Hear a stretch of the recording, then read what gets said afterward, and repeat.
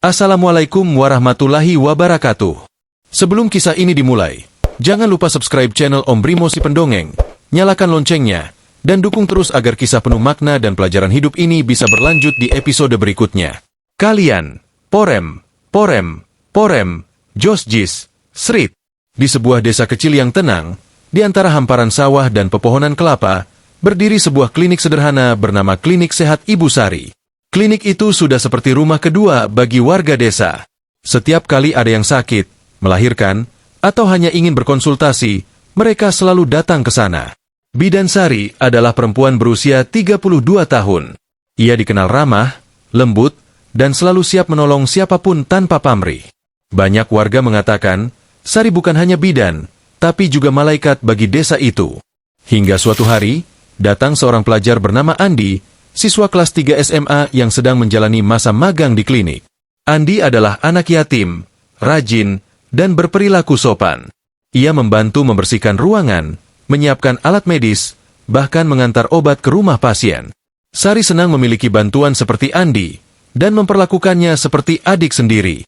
Hari demi hari, mereka bekerja dengan penuh semangat. Namun, perhatian kecil yang tulus itu mulai menjadi bahan pembicaraan warga. Beberapa orang mulai berbisik, mempertanyakan mengapa Sari begitu akrab dengan seorang pelajar muda.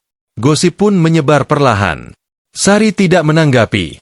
Ia percaya selama niatnya baik, Tuhan akan melindunginya. Tapi hidup tidak selalu berjalan seperti yang diharapkan. Beberapa bulan kemudian, Sari mulai sering merasa lemah, mual, dan pusing. Ia memeriksa dirinya sendiri, dan hasil tes menunjukkan bahwa ia positif hamil. Saat itu juga, tubuhnya gemetar dan air matanya jatuh. Ia tahu, ini bukan hal yang mudah dijelaskan kepada siapapun.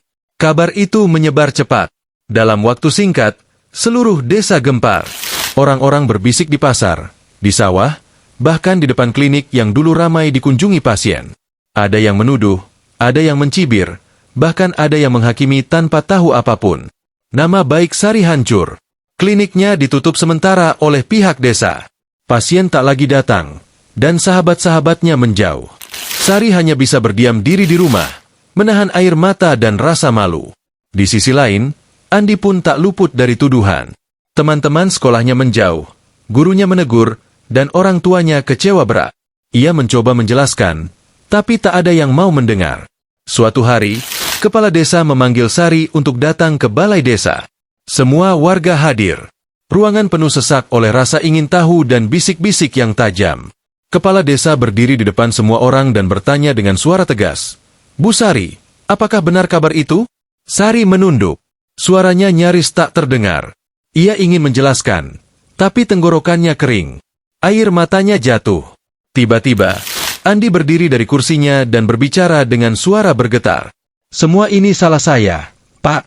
Tapi bukan seperti yang kalian pikirkan. Semua orang terdiam.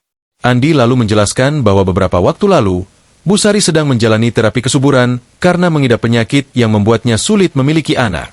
Dalam proses medis itu, ia menggunakan metode donor sperma dari rumah sakit di kota. Namun terjadi kesalahan administratif yang fatal. Nama Andi tercatat dalam berkas klinik karena ia membantu Sari mengurus dokumen saat magang. Kesalahan itu membuat seolah-olah Andi adalah penyebab kehamilan tersebut. Padahal, semua dilakukan secara medis dan legal. Sari menangis di hadapan warga. Ia berkata dengan suara lirih, "Aku hanya ingin menjadi seorang ibu. Aku tidak pernah berniat menipu siapapun." Kepala desa segera menghubungi pihak rumah sakit yang menangani terapi itu. Beberapa hari kemudian, hasil penyelidikan keluar. Benar, terjadi kesalahan data di rumah sakit. Sari tidak bersalah. Kebenaran akhirnya terungkap. Pihak desa meminta maaf secara terbuka. Tapi meski kebenaran sudah jelas, luka di hati Sari tak mudah sembuh. Sebagian warga masih berbisik, seolah tak mau berhenti menilai. Beberapa bulan kemudian, Sari memutuskan meninggalkan desa itu. Ia pindah ke kota dan membuka klinik baru dengan nama Klinik Kasih Ibu. Di pintu depannya tertulis kalimat, tempat di mana kebaikan tak perlu pembuktian. Tahun demi tahun berlalu. Suatu pagi, seorang perawat muda datang melamar kerja. Wajahnya tidak asing. Bu Sari, saya Andi. Apakah saya boleh bekerja di sini? Sari tersenyum lembut dan menjawab, Kamu datang di waktu yang tepat, Andi. Aku butuh orang jujur di tempat ini. Sejak hari itu, mereka bekerja bersama. Bukan karena masa lalu, tapi karena keduanya sama-sama belajar arti kebenaran dan ketulusan.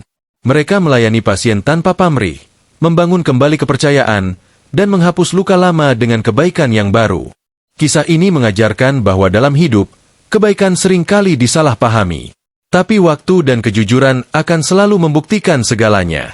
Jangan pernah cepat menilai seseorang dari gosip, karena bisa jadi yang kita dengar hanyalah separuh dari kebenaran. Jangan lupa subscribe channel Om Brimo si Pendongeng, dan nantikan kisah penuh makna di episode berikutnya.